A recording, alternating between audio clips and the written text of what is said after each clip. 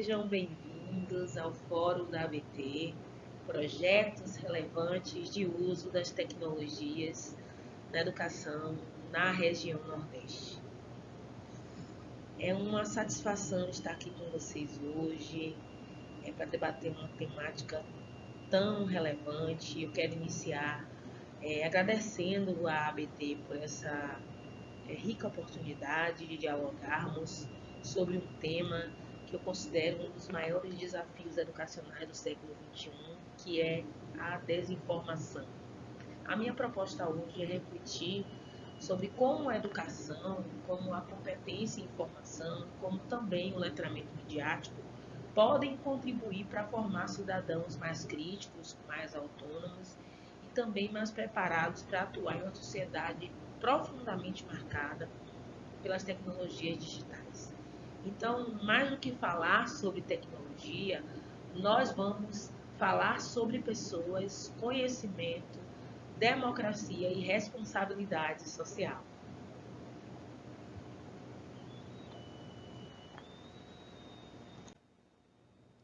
Então, o tema desta apresentação é educação, competência em informação e letramento midiático, caminhos para enfrentar a desinformação na sociedade digital.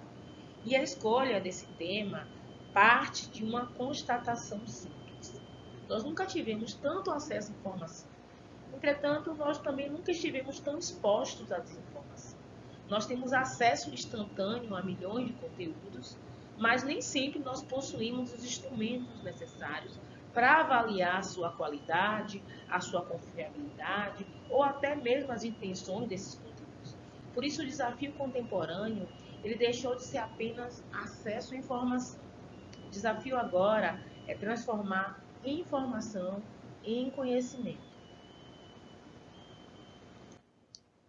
Então, eu faço parte do Grupo de Estudos e Pesquisas em Política e Formação Docente, o GEPFOR, da Universidade Federal de Viçosa. Então, eu quero agradecer aqui a coordenadora do grupo, a professora doutora Rita Márcia Andrade. Agradecer também, faço parte da linha 2, Metodologias Ativas e Letramento, em que o líder é o professor Sidney Pires, eu sou a vice-líder, e estou junto com outros pesquisadores, que é Danilo, Éder, Heraldo Gonçalves, com João Fernando, Márcio Silveira, Ogaciano dos Santos, Tamires Lopes, Vanessa Lopes e Vitor Martins.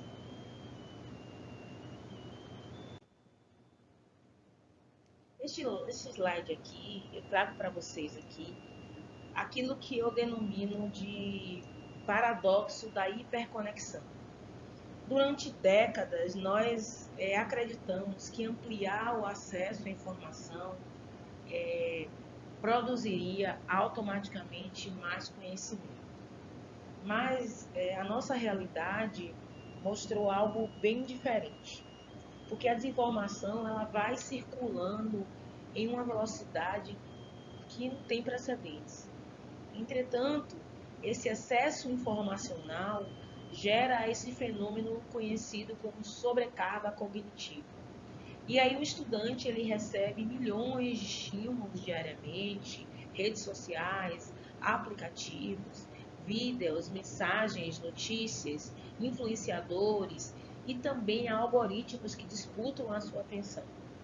E aí nesse ambiente, o conhecimento ele é estruturado, o conhecimento estruturado como nós conhecemos, ele passa a competir também com conteúdos emocionais, simplificados, também muitas vezes com conteúdos falsos. E aí o resultado é que mais informação não significa necessariamente mais conhecimento. Em alguns casos, significa exatamente o contrário.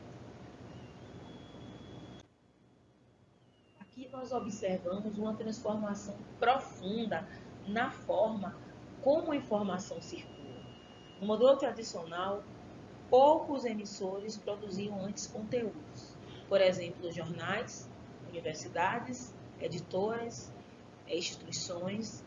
Todos esses órgãos, todos esses locais funcionavam como mediadores. E existiam filtros de qualidade e também processos de validação da informação que era repassada. Hoje nós vivemos um modelo que é um modelo algorítmico. Todos produzem conteúdo, todos distribuem conteúdo, todos se tornam emissores, e aí isso representa um enorme avanço democrático, sem dúvida. Porém, também elimina diversos mecanismos de controle da qualidade dessa informação que nós recebemos. Porque o algoritmo ele privilegia engajamento. E nem sempre aquilo que gera mais engajamento é aquilo que possui maior qualidade ou veracidade.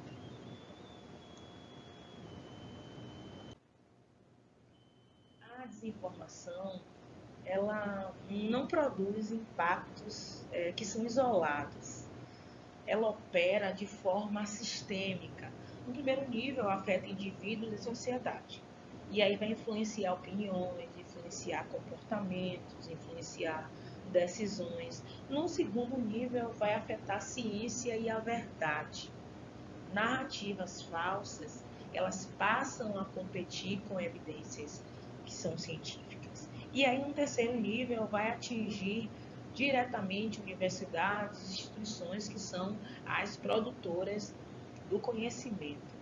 Então, quando a sociedade, quando ela perde a confiança na ciência, ela perde também a confiança nas instituições responsáveis por produzi-la. Por isso, tão importante combatermos a desinformação, porque isso não significa apenas que é corrigir as notícias que são falsas. Combater a desinformação significa, então, proteger o próprio ecossistema democrático, o ecossistema científico. Diante desse cenário, eu proponho aqui, a partir das minhas leituras, dos artigos que eu compartilharei com vocês aqui no final, que foram os que eu me baseei para a minha pesquisa, eu proponho para vocês aqui um modelo que ele é baseado em 3 camadas, camadas de proteção cognitiva. Foram essas leituras, as referências que eu compartilharei no final, que me permitiram trazer e compartilhar com vocês aqui essas reflexões. Então, eu proponho aqui essas 3 camadas de proteção cognitiva. Nós pensemos como um sistema de filtragem. A primeira camada é a camada da competência em informação. A segunda camada é o chamado letramento midiático. E a terceira camada é a chamada cultura científica. Nenhuma dessas camadas ela funcionará isoladamente. Somente juntas, tanto a camada da competência da informação, como a camada do letramento midiático, como a camada da cultura científica, só elas trabalhando em forma unidas, de forma conjunta, é que elas serão capazes de enfrentar a complexidade informacional. É uma espécie, na verdade, de uma arquitetura educacional de resistência à desinformação. A primeira camada, que é a camada da competência da informação, vai representar justamente a capacidade de lidar criticamente com os dados, porque o estudante ele aprende a identificar necessidades informacionais, a buscar fontes confiáveis, a avaliar evidências, a utilizar informações de forma ética, também compartilhar conteúdos com responsabilidade. Então, observem que essa competência que eu citei, ela não envolve apenas acesso, ela envolve julgamento, ela envolve discernimento, ela envolve capacidade crítica. Então, é aqui que começa justamente a transformação da informação em conhecimento.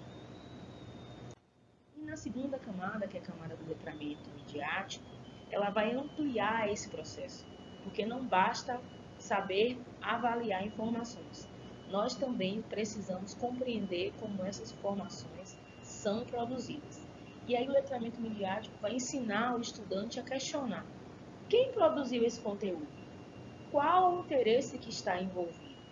Por que esse conteúdo apareceu para mim? Qual o papel dos algoritmos nessa escolha? Além disso, vai ajudar a identificar manipulações emocionais, estratégias de polarização e também mecanismos de influência. Ou seja, em outras palavras, Nós não analisamos apenas a mensagem, nós analisamos também o contexto da mensagem. E por fim, nós estamos aqui agora avaliando, né, a distinção que é importantíssima no território que eu chamo o território das literacias. A competência em informação, ela está voltada principalmente para a qualidade da informação. E aí a pergunta central é, essa informação é verdadeira? Né? Então, o letramento midiático ele vai buscar o quê? Compreender processos de construção da mensagem. Qual é a pergunta que é feita, então? Quem produziu essa informação? Qual a intenção? São competências diferentes, mas complementares. Nós precisamos das duas para formar cidadãos preparados para a sociedade digital.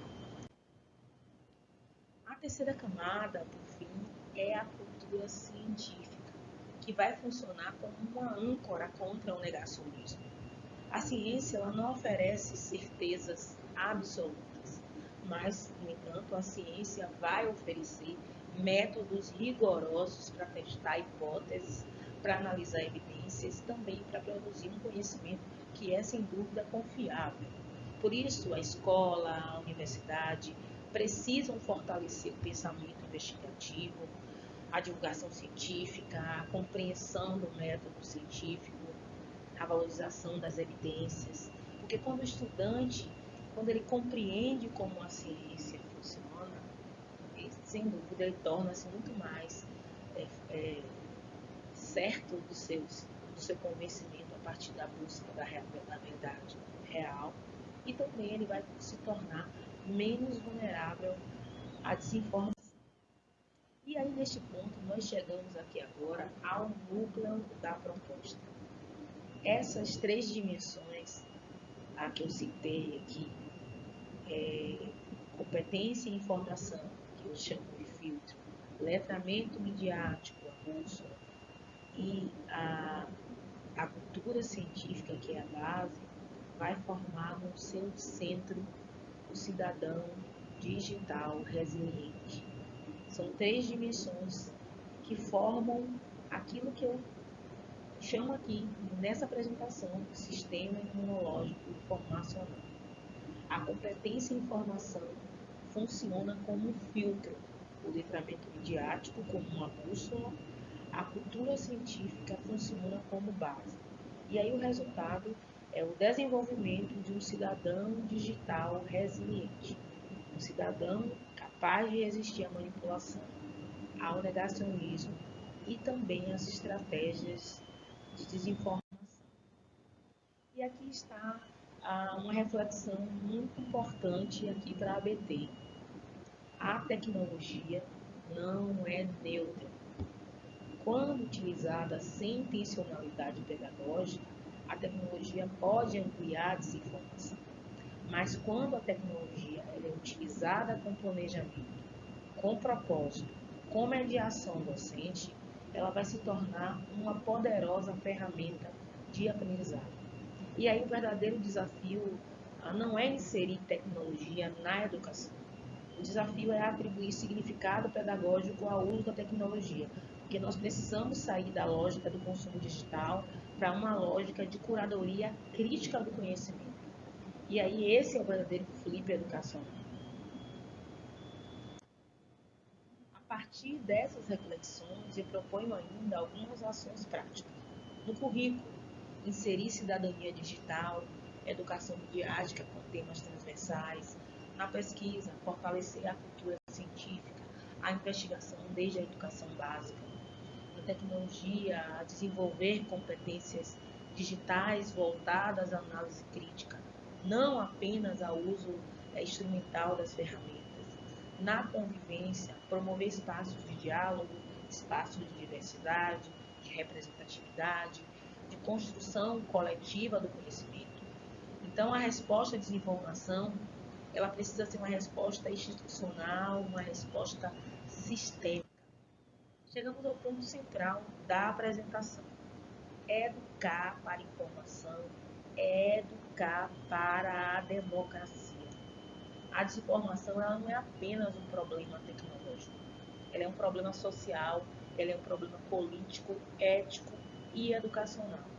Quando a sociedade perde a capacidade de distinguir fatos de opiniões, evidências de crença, conhecimento de manipulação, a sua própria democracia se fragiliza. Então, por isso, a alfabetização informacional ela tornou-se uma necessidade civilizatória. Formar cidadãos informacionalmente competentes é garantir, então, condições para a sobrevivência da verdade, da ciência e também da democracia. Encerrando aqui, eu gostaria de registrar as principais referências que fundamentaram essa reflexão: a Educação e Desinformação, Letramento Midiático, Ciência e Ideólogo, de Nabucco Teles e Silva; Competência em Informação, Fake News e Desinformação, de Canelo, Casarim e Funival; a Desinformação no Ensino Superior, de Calvino, Pino e Silva. São as referências que eu utilizei aqui para essa apresentação. Eu gostaria ainda de registrar, por fim, que essa pesquisa está vinculada mais uma vez, registrando, ao GEPFO, que é o Grupo de Estudos de Pesquisa em Política e Formação Docente da Universidade Federal de Viçosa, registrando também o meu agradecimento à coordenação do grupo, representada pela professora doutora Rita Márcia Andrade Vaz de Mello, e aos demais integrantes pelas contribuições e no desenvolvimento deste trabalho.